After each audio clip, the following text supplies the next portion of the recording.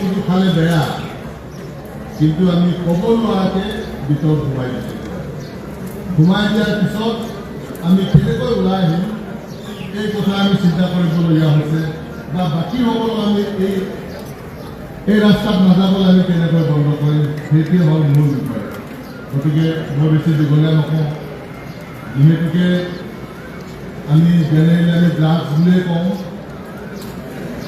এটা substance abuse, সেই বস্তুটো আমি জানো কি বস্তুটো কেতিয়া হয়, কেনেকৈ আৰম্ভ কৰে। অলপ আগতে মোৰ প্ৰাক্তন ছাত্ৰ ললিত দলে কথাবিলাক কৈছে, তেনেকুৱাতে আকৰ্ষিত হ'ল। তেনেকুৱা ধৰণে লাহে লাহে লগ বন্ধুৰ পৰা আৰম্ভ কৰি এইবিলাক আৰম্ভ কৰে। গতিকে আমি এই আজিৰ যিখন সভা, এই সভাখন আজিৰ পৰা হয়তো 10 বছৰ আগত যদি আমি পতাহেঁতেন, কিন্তু আমি অথনি আমাৰ সম্পাদক ডাঙৰীয়াই ক'লে ৰিহেবিলিটেশ্যনৰ কথা, ৰিহেব নাহিলেহেঁতেন, কিন্তু আমি অলপ পিছলৈ আহিলোঁ। যাই নহওক, এতিয়াও মই আশাবাদী তাকাম মিচিং কৰিম কেইবাজনৰ যদি নেতৃত্ব লয়, তাকাম মিচিং কৰিম কেইবাজন হাজাৰ হাজাৰ কৰ্মী আমাৰ বিভিন্ন ছাত্ৰ সংগঠন আছে, একচু আছে, আক্ৰাচু আছে, আকচু আছে। আমি যদি সকলোৱে একেলগে যদি ওলাই আহোঁ, সেইটো প্ৰকৃত সত্যত বন্ধ কৰিব লাগে বা আমাৰ নৱপ্ৰজন্মক বাধা দিব লাগে বুলি আমি যদি ভাবিছোঁ, তেতিয়াহ'লে মই আশা কৰিম প্ৰতিখন গাঁৱত আমাৰ এটা ড্ৰাগছ বিৰোধী অভিযানৰ এটা কমিটি আমি ৰাখিব লাগে। আৰু সেই ড্ৰাগছ বিৰোধী অভিযানৰ জৰিয়তে আমি বন্ধ কৰিম। কাৰণ আজি পুলিচ প্ৰশাসন আছে, পুলিচ প্ৰশাসন এদিন যাব বিজয়পুৰলৈকে, দেৰি যাব নোৱাৰে। কিন্তু সেই বিজয়পুৰত থকা মানুহবিলাকে জানে কোনে কোনে খায়, কোনে ক'ৰ পৰা কেনেকৈ সংগ্ৰহ কৰে, ক'ৰ পৰা কেনেকৈ বস্তুটো আহে, সেই বস্তু জানে। গতিকে বিজয়পুৰৰ মানুহে তাত কমিটি এখন গঠন কৰি যিহেতু প্ৰতিৰোধ কৰাৰ ব্যৱস্থা কৰিব। আজিকালি চব বস্তু সহজলভ্য হৈ গৈছে।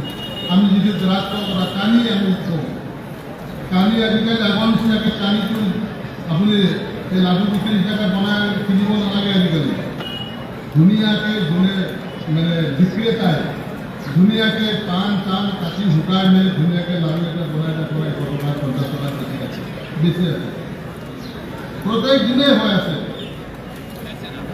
গতিকে আমি সেইবিলাকক বন্ধ কৰিব লাগিব। আৰু মই কেতিয়াবা যেতিয়া মই ঘৰলৈকে প্ৰতি দেৰিকৈ 10টা বজাত যাওঁ, সেই 10টা বজাত মোৰ ঘৰৰ ওচৰত কালভাৰটোত কিনকিনীয়া বৰষুণৰ মাজতো বহি লৰাই ধৰি কেতিয়াবা ছোৱালীও বহি থাকে। সেইটো এটা মোক ক'বলৈ ভয় লাগিছে। 10টা বজাত যদি সিহঁতক মই গাড়ী দিওঁ, তেওঁলোকে মোক আক্ৰমণ কৰিব, মোৰ ঘৰলৈ হিমুঠি লৈ আহে, কিন্তু উপায় নাই। আমি যেতিয়া কলেজলৈ যাওঁ, ডেইলি আমি 600-700 ছাত্ৰ ছাত্ৰীৰ মুখ দেখোঁ। কেতিয়াবা কাৰোবাৰ পৰা মুখখন আমি শুকান দেখোঁ, কাৰোবাৰ মুখখন আমি তেজাল দেখোঁ। আমি যেতিয়া যাৰ মুখখন শুকান দেখোঁ, যদি তাৰ বেগখন যদি চেকিং কৰে, তেতিয়া লাইটাৰ ওলাই আহে, বিড়িৰ পেকেট ওলাই আহে, চিগাৰেটৰ পেকেট ওলাই আহে, চাদাৰ পেকেট ওলাই আহে।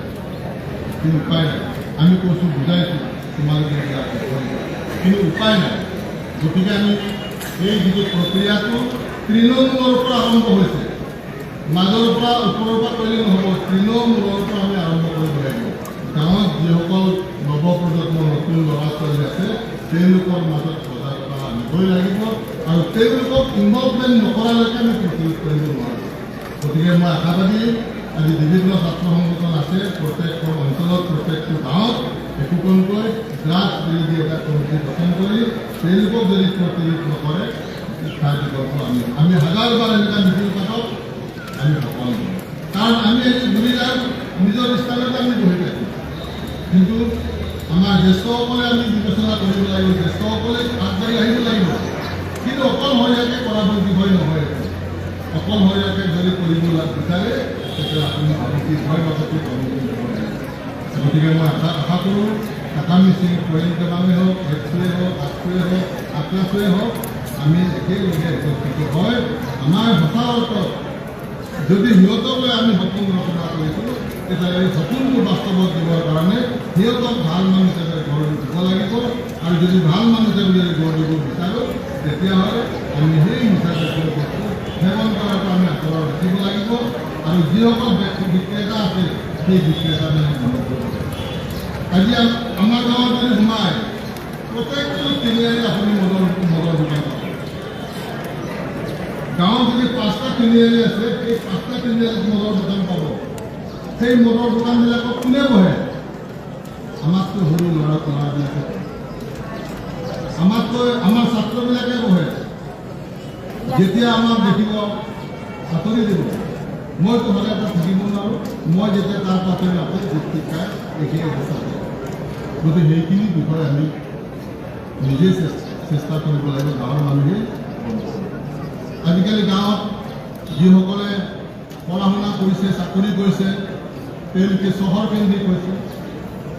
চহৰ কেন্দ্ৰিক হোৱাৰ কাৰণে গাঁৱত গালি দিয়া কোনো মানুহ নাই। এতিয়া যি মন যায় তাকে তেওঁলোকে কৰি আছে, যি খাব মন যায় তাকে খাই আছে। কোনোবাই গৈছে বাঁহ বাৰীৰ তলত গৈছে, কোনোবাই খাইছে কাৰোবাৰ ঘৰৰ ভিতৰত খাই আছে। কিন্তু যদি মদৰ দোকান বহে, মোৰ এটাই উদ্দেশ্য, মদ বিক্ৰী হৈ যায়। সেই মদ কোনে কিনি খাব বেলেগ কথা, কিন্তু মই মদৰ বেপাৰী, গতিকে মই মদ বেছি পইচা পাব। সেই উদ্দেশ্যটো আমি সিহঁতক বুজাব লাগিব। মদ বেছি অৰ্জন কৰাতকৈ বেলেগ কাম এটা কৰিব লাগে, শিকাব লাগিব, আমি স্কিলটো লাগিব আমাক। গতিকে মই দীঘলীয়া নকৰোঁ। শেষত টাটা মিচিং পইণ্ট কেইবামান মই ধন্যবাদ জনাইছোঁ। যদিও অলপ দেৰিকৈ আমি এই সভাখন অনুষ্ঠিত কৰিছে, তথাপিও আমি যদি সকলোৱে লাগি লাগোঁ, তেতিয়াহ'লে আমি ড্ৰাগছৰ বিৰুদ্ধে বা নৱপ্ৰজন্মক ড্ৰাগছৰ কবলৰ পৰা আমি ৰক্ষা কৰিব পাৰিম। আৰু যদি ৰক্ষা কৰিব নোৱাৰোঁ, আমি বেছিকৈ চিঞৰি থাকিলে লাভ নহ'ব। গতিকে মই পুনৰ অনুৰোধ জনাইছোঁ, বিভিন্ন ছাত্ৰ সংগঠন আছে, জ্যেষ্ঠসকল আছে, প্ৰশাসনিক বিষয়া আছে, আমি সকলোৱে একত্ৰিত হৈ প্ৰত্যেকখন গাঁৱত একো কমিটি গঠন কৰি তেওঁলোকৰ পৰা প্ৰত্যেকটো সপ্তাহ যদি ৰিপৰ্ট যদি আমি কালেক্ট কৰোঁ, তেতিয়াহ'লে কথাটো ওলাই আহিব। তাকে কৈ মই সামৰিছোঁ। ধন্যবাদ।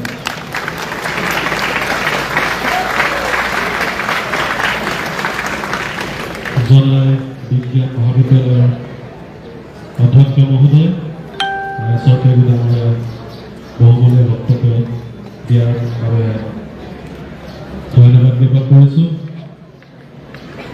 ইয়াৰ মাজতে জনাওঁ, সকলোৱে গৰম হৈছে চাগে, তথাপিও অলপ ধৈৰ্য সহকাৰে বহিবলৈ আমাৰ ভাইটি ভণ্টিসকলক অনুৰোধ জনাইছোঁ। প্ৰত্যেক পাছতে আমাৰ পেকেট লাঞ্চ দিয়া যাব। আৰু এই অনুষ্ঠানৰ মাজতে কাৰ্যভুক্ত বিজ্ঞান কেন্দ্ৰৰ সম্বন্ধক মাননীয় প্ৰদীপ কুমাৰ গগৈ ডাঙৰীয়া তেওঁ বহুমূলীয়া বক্তব্য আগবঢ়াবলৈ অনুৰোধ জনাইছোঁ।